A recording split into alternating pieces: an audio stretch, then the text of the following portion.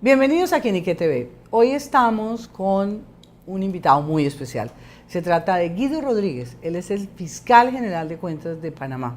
Lo hemos invitado porque esta es una figura pues que es muy curiosa y tiene que ver mucho con lo que está pasando en este país. Bienvenido, muchas gracias por aceptar esta invitación. Muchas gracias, Daisy, muy amable de tu parte, y a todos los televidentes de Quién y Qué, un saludo. Bueno, quiero que me cuente de dónde nace esta figura. Estuve leyendo, es una creación del año 2008, pero ¿por qué crean una fiscalía de este tipo, teniendo fiscalía, procuraduría, contraloría? Muy bien, a partir de la reforma constitucional del año 2004 en Panamá, se crea la jurisdicción de cuentas, separando las funciones que tenía la Dirección de Responsabilidad Patrimonial de la Contraloría General de la República en una jurisdicción aparte. Esto es una tendencia que hubo en ese momento, creando un tribunal de cuentas. Hay tribunal de cuentas en España, hay tribunal de cuentas en Uruguay, y la recomendación era separar esas funciones de juzgar las cuentas de los funcionarios y agentes de manejo de las funciones de la Contraloría, porque antes la Contraloría era juez y parte. Era la Dirección de Auditoría la que hacía el control posterior, y era la propia Contraloría, a través de la Dirección de Responsabilidad Patrimonial, la que determinaba la decisión de si la persona era culpable o inocente de producir una lesión patrimonial al Estado. Y todos eran funcionarios subalternos del Contralor. Entonces, para evitar ese control político, si se quiere, se determinó crear esta jurisdicción aparte de la Contraloría, con autonomía financiera, presupuestaria y funcional. Entonces, en el año 2008, a través de la Ley 67 de ese año, se establece la figura del Tribunal de Cuentas, compuesto por 3 magistrados, uno designado por el órgano ejecutivo, uno por el legislativo, otro por el judicial, y de un fiscal general de cuentas designado por el presidente de la República para un periodo de 10 años. Y entonces eso compone la jurisdicción de cuentas. Usted es el primero. No, yo soy el 5º fiscal general de cuentas. O sea, no han durado 10 años. No han durado 10 años porque desafortunadamente el primer fiscal general de cuentas lo designó el expresidente Martín Torrijos en enero del 2009.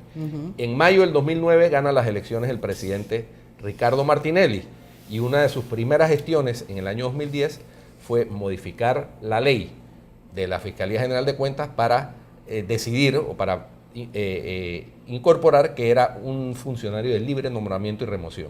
Y por supuesto, aprobada esa ley, lo primero que hizo fue destituir al fiscal general de cuentas y nombrar a otro fiscal general de cuentas. Eso le da a uno la medida de la corrupción. Entiendo que los problemas de corrupción, sobre todo en lo que tiene que ver con presupuestos, con licitaciones. Usted me hablaba previamente a esta entrevista sobre lo que ha pasado con los fondos, con el PAN, que ya está desaparecido, fondos del deporte. ¿Qué es lo que le parece más grave, lo que le produce más impresión? Bueno, aquí ha habido una serie de irregularidades en el manejo presupuestario a través de figuras.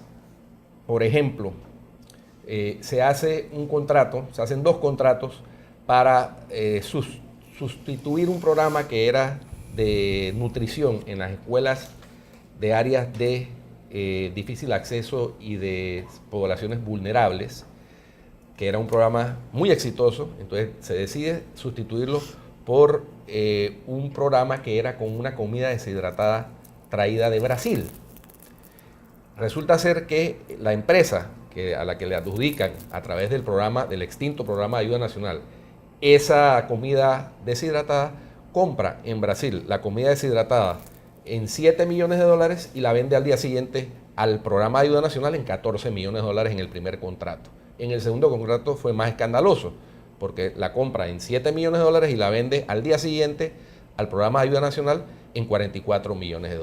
¿Hay condenados en estos casos? Ese caso está en proceso, hay solicitud de llamamiento a juicio y estamos esperando que el Tribunal de Cuentas decida si va a acoger la solicitud de llamamiento a juicio de formular la Fiscalía General de Cuentas o no. Nosotros esperamos que así sea. Hay cuentas cauteladas y bienes inmuebles y vehículos cautelados para garantizar las resultas de ese proceso. Esto está en cabeza de una organización, de una empresa, de una persona. ¿Quiénes son los responsables de este tipo de delitos? Estas lesiones patrimoniales van aparejadas con la comisión de delitos que son competencias, cuya competencia corresponde de la investigación al Ministerio Público, a la Procuraduría General de la Nación y la decisión en el órgano judicial, en las instancias correspondientes de la jurisdicción penal. Van aparejados. Acá nosotros investigamos en la lesión patrimonial. Esto en Panamá se dice que lo que hubo durante la administración del 2009 al 2014 fue una asociación ilícita para delinquir, Esto es Martinelli, incrustada en el poder del Estado, en la cabeza del poder del Estado y de ahí para abajo. Por eso es que hay 6 o 7 exministros procesados penalmente y patrimonialmente. Por eso es que está, entre otras cosas, el señor expresidente sentado en el banquillo de los acusados por uno de los casos, que fue el de pinchazos o intercepción de comunicaciones sin la autorización de la Sala Penal de la Corte Suprema de Justicia, utilizando para eso el Consejo de Seguridad Nacional. Y por eso, por primera vez en la historia republicana de Panamá, hay procesos tan dramáticos como los que se están adelantando. Antes aquí, lo que había en Panamá, se decía que había pactos de no agresión, y eso es típico de Latinoamérica, ¿no? Que el gobierno saliente no se mete con el gobierno entrante, no se mete con el saliente, se dejan gobernar porque participan de alguna manera de la corrupción. Y eso, ¿no?, quedó en la impunidad. Todo eso Así del pasado ya no, aplica. A partir de 2014 se rompe ese esquema de impunidad y por primera vez hay en Panamá, sentado en el banquillo de los acusados, un expresidente, prácticamente la mitad de su gabinete y muchos funcionarios de direcciones de programas y mandos medios. De manera que esto se debe fundamentalmente a que los organismos de control han sido puestos ahí personas independientes, tanto la Procuradora General como el Procurador de la Administración, como el Contralor General de la República, como este servidor. No somos personas adscritas a ningún partido político, de manera que tenemos y hemos gozado, a Dios gracias, de la independencia para hacer nuestro trabajo. Sobre los montos, señor fiscal, ¿qué es lo más grande que han encontrado en lesión al patrimonio? Usted hablaba de mucho dinero en dólares. ¿En cuánto están esas cifras? De lesión patrimonial, los 2 casos más graves son los que mencioné. ¿De cuánto? Sumados los 2 contratos son $60 millones la lesión patrimonial. Sin embargo, hay casos cuantiosos. En total nosotros estamos manejando en la actualidad $303 millones en casos de alto perfil. Eso incluye 43 millones, por ejemplo, de dineros que fueron desviados a las juntas comunales y municipios para ser utilizados en manejo político. Eso incluye, por ejemplo, programas como entrega de mochilas escolares, compra de granos, compras de bolsas de comida, alquiler de helicópteros, etcétera, todos por cuantías millonarias. En total son $303 millones. Hay casos también de entidades autónomas, por ejemplo, la Universidad de Panamá tiene casos de la administración pasada de la Universidad de Panamá, en donde hay contratos irregulares de alquiler de tierras, en donde se hicieron alquileres por montos irrisorios, en donde se renovó los contratos antes de que se vencieran, mucho antes de que se vencieran, sin considerar la revalorización de las áreas que habían tenido con el transcurso del tiempo. Es decir, hay una serie de irregularidades realmente que afectan el patrimonio del Estado, tanto del gobierno central como de instituciones autónomas. ¿Por qué llega a Panamá a una situación tan crítica? Porque si tienen que crear una organización, un organismo como este, es porque la situación es desesperada, ¿o no? Bueno, los organismos de control se crean para prevenir y combatir. Pero este es nuevo, este no tiene nada que ver con otras figuras que hay en otros países, ¿o no? ¿O bueno, sí. Yo creo que en Panamá se estaba tratando de procurar prevenir la corrupción. Sin embargo, desafortunadamente, con el arribo del señor Martinelli al poder, la corrupción, lejos de combatirse, que fue una promesa de su campaña, un eslogan muy exitoso de la campaña del señor Martinelli fue: entran pobres y salen millonarios. En el caso de ellos, entraron ricos, entraron millonarios y salieron multimillonarios. Y de lo que se trata es de tratar de recuperar parte de ese dinero, porque todo va a ser imposible. Mucho de ese dinero se sacó del país, mucho de ese dinero ya se consumió, se gastó en bienes fungibles, pero sin embargo hay mucho dinero que todavía está en proceso de recuperarse. Una parte le corresponde al Ministerio Público, lo que tiene que ver con los delitos, otra parte corresponde a la jurisdicción de cuentas, lo que tiene que ver con las lesiones patrimoniales. Y en eso estamos investigando para sentar en el banquillo de los acusados a los responsables y hacerles restituir el monto de esas lesiones patrimoniales. ¿A ustedes también les compete investigar lo que ha pasado con el presupuesto en el Congreso, los abusos, la cantidad de recursos que se utilizaron de manera indebida? Bueno, parte de la responsabilidad nuestra es esa. Por ejemplo, recientemente, a raíz de la publicación de un diario local de una serie de reportajes relacionados con el Instituto Panameño de Deportes, PAN Deportes, solicitamos a la Contraloría la auditoría de todos esos movimientos. La Contraloría está en estos momentos auditando PAN Deportes y esa publicación además dio pie para que el Ministerio Público de oficio abriera también una investigación penal.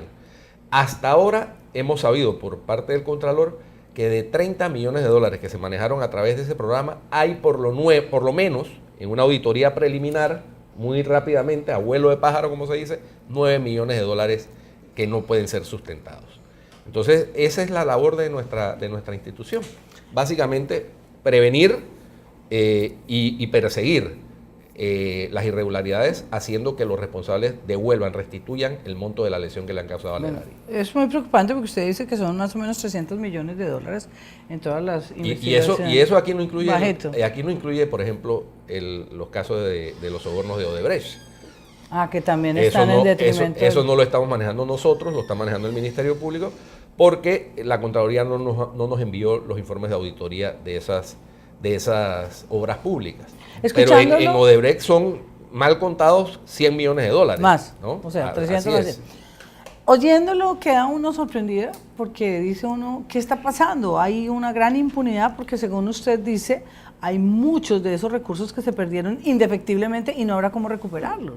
Sí, desafortunadamente, por ejemplo, hay personas que sacaron la plata del país, hay ciertamente cuentas congeladas en el exterior, pero evidentemente no es por la totalidad, porque se usó un esquema de estructuración financiera compleja para tratar de eludir la acción de las autoridades, en este caso de la jurisdicción de cuentas y también del Ministerio Público. Sin embargo, el saber cómo seguir la ruta y la traza, y la huella que deja el dinero, y la cooperación internacional ha sido fundamental para ubicar parte de esos dineros. Digo yo que no es la totalidad porque evidentemente, por ejemplo, aquí hubo un secretario del presidente Martinelli, se gastó en su boda $500,000. Esa plata ya no se puede recuperar. Y de plata del Estado. Evidentemente porque el señor tenía un salario de $5,000 al mes. Entonces, ¿cómo iba él a financiar una boda de $250,000? Evidentemente tuvo que haber usado recursos públicos. ¿Ustedes son la contraparte en el proceso de Martinelli? Digamos, ¿son como el fiscal del pueblo el que está ahí o no? No, ¿Tienen presencia? No, el proceso de Martinelli, el que se lleva en la Corte Suprema de Justicia hasta ahora, es un proceso que tiene que ver con escuchas pero en la parte de detrimento del patrimonio. Nosotros tenemos un proceso por la pérdida del equipo de intercepciones de comunicaciones, que es un proceso que vale $10 millones, la cuantía estimada de lesión patrimonial. Pero eso es un proceso en donde no está vinculado el señor Martinelli. Hasta el momento, en ese proceso, los vinculados son otros.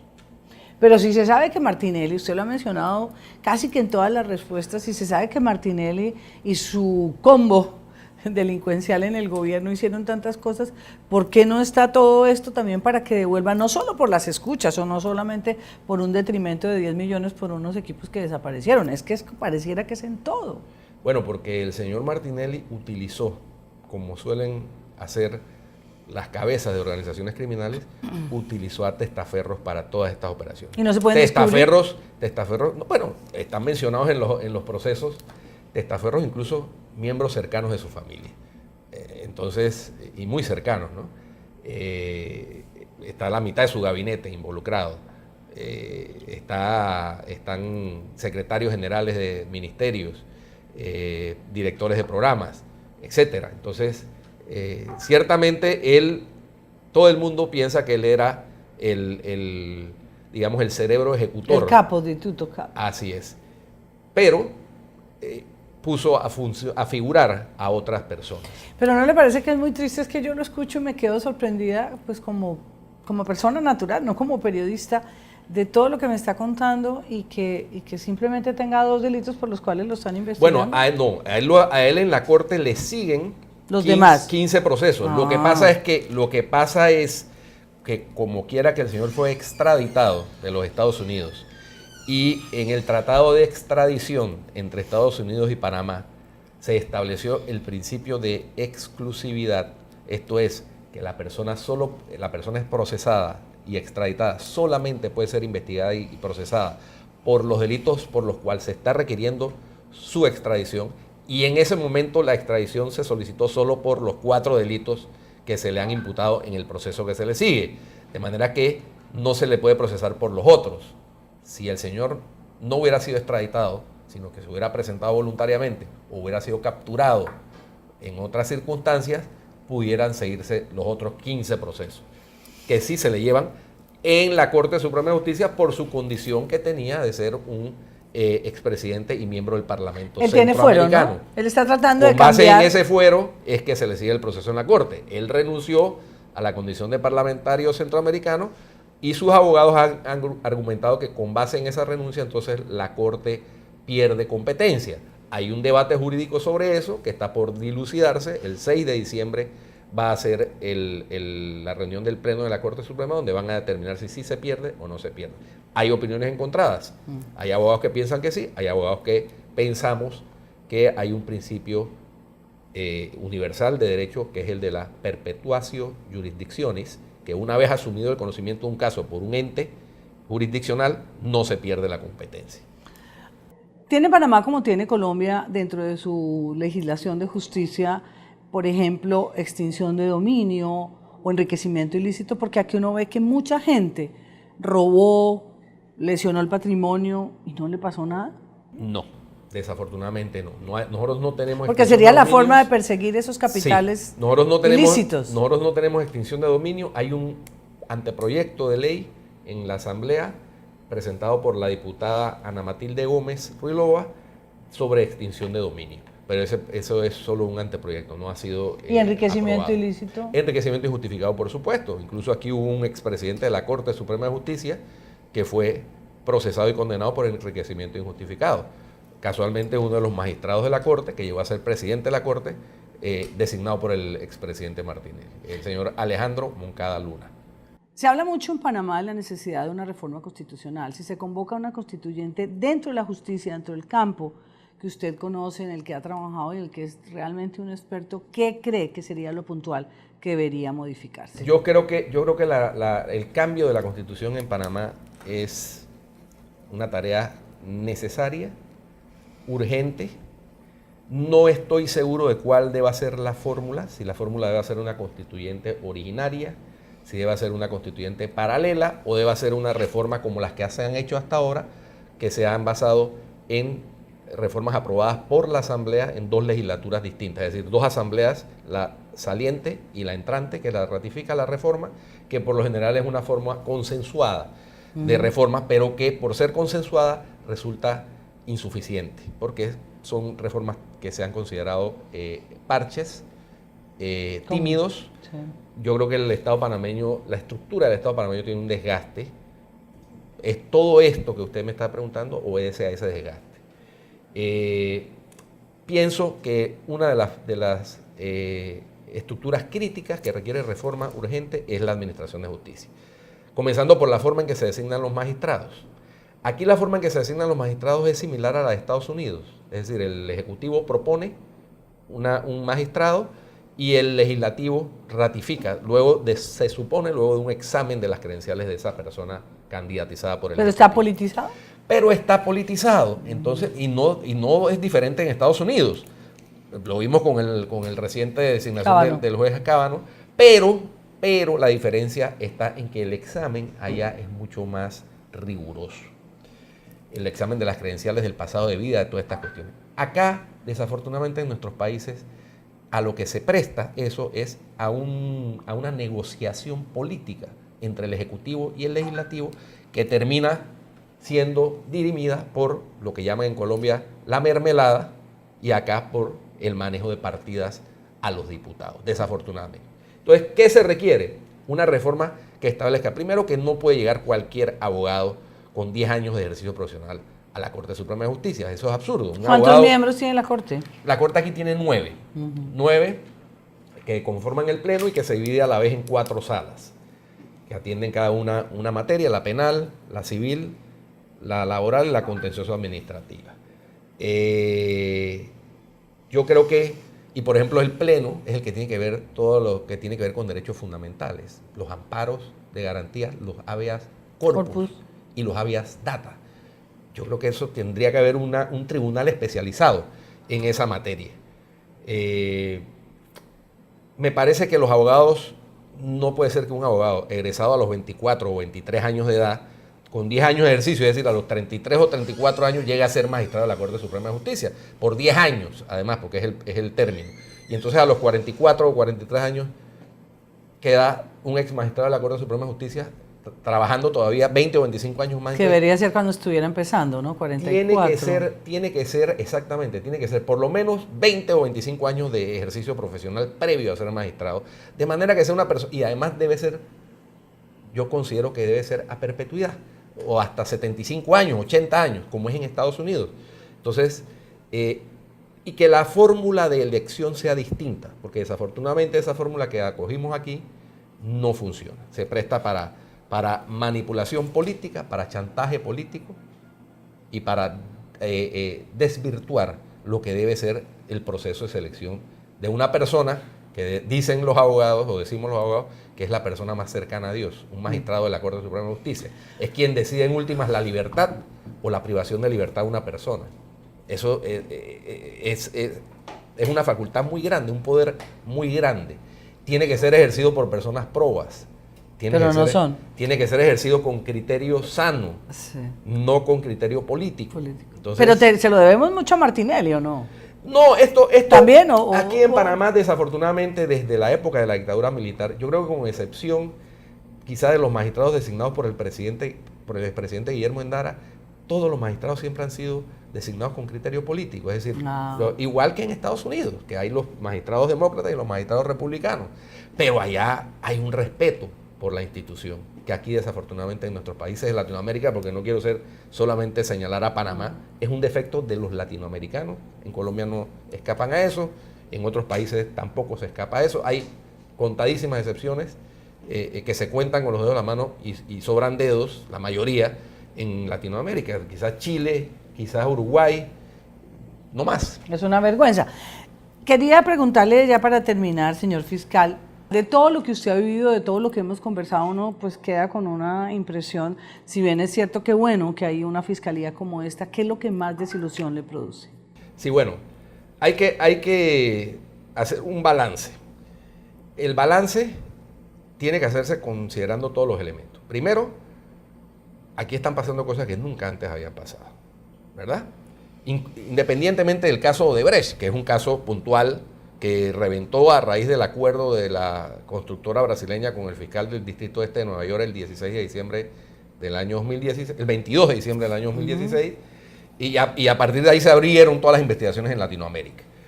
Antes de eso, a partir del año 2015, en Panamá se iniciaron una serie de procesos investigativos por corrupción que nunca antes habían tenido parangón en la historia de Panamá, ni siquiera después de la caída de la dictadura militar. Entonces, el balance tiene que hacerse considerando eso. El Ministerio Público está haciendo esfuerzos ingentes para culminar esos procesos con éxito. Sin embargo, hay un problema en el órgano judicial. El órgano judicial está señalado, algunos jueces del órgano judicial están señalados de tomar decisiones muy polémicas. O sea que todo tiene un pero. Sí, claro, por supuesto, porque es que el debido proceso y el debido proceso implica que haya una acusación ciertamente de formula el Ministerio Público, o en el caso nuestro que formula el Fiscal General de Cuentas, y un árbitro, que es el órgano judicial, en el caso nuestro del Tribunal de Cuentas.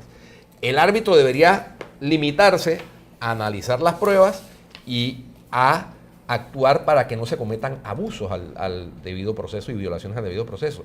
Sin embargo, hay situaciones que dejan mucho que decir Pero no sobre me las contestó decisiones judiciales. ¿Qué lo desilusiona Bueno, más? precisamente algunas decisiones judiciales que van en contra de todas las evidencias que presentamos los fiscales, tanto del Ministerio Público en el caso de los delitos, como en la jurisdicción de cuentas en el caso de las lesiones patrimoniales. Decisiones que pueden ser atacadas también. En el caso nuestro, nosotros tenemos la facultad de atacar las decisiones del Tribunal de Cuentas ante la Sala Tercera de la Corte Suprema de Justicia, pero solo por vicios de ilegalidad. De ilegalidad. Y hemos atacado unas cuantas y hemos tenido éxito. Pero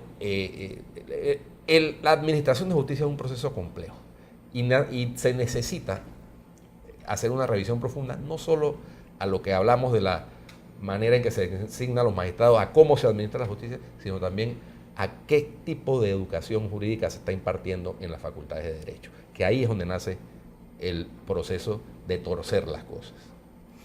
Bueno, es de verdad un panorama complicado, un poquito desolador. Y una última, con una respuesta, ¿cuál de los dos personajes le ha hecho más daño a Panamá en la historia reciente? ¿El general Noriega o el presidente Martinelli? Bueno, sin duda, en el caso del general Noriega hubo un daño terrible, porque fue un daño que significó pérdida de vidas humanas, pérdida de valores democráticos, pérdida de libertades. Eso es un daño terrible. En el caso del presidente Martinelli, el daño es de otra dimensión, es un daño de categoría ética, moral, de corrupción material. Es decir, en el caso del daño que hizo Martinelli, es un daño que, si bien es terrible, es recuperable. En el caso del general Noriega fue un daño terrible, pero las vidas humanas jamás se recuperan. Bueno, muchísimas gracias a Guido Rodríguez, el fiscal general de cuentas. De verdad es un panorama que lo deja a uno preocupado. No es mejor la situación en otros países, incluido Colombia, incluido México. Es tal vez un problema endémico. Pero muchísimas gracias. Esperamos poder tenerlo de nuevo con nosotros en Quién y Qué TV, sobre todo para saber si hay resultados, a ver cómo avanzan y que las cosas mejoren, porque Panamá merece una mejor justicia, porque es un gran país. Muchísimas gracias. Muchas gracias, Daisy, muy amable.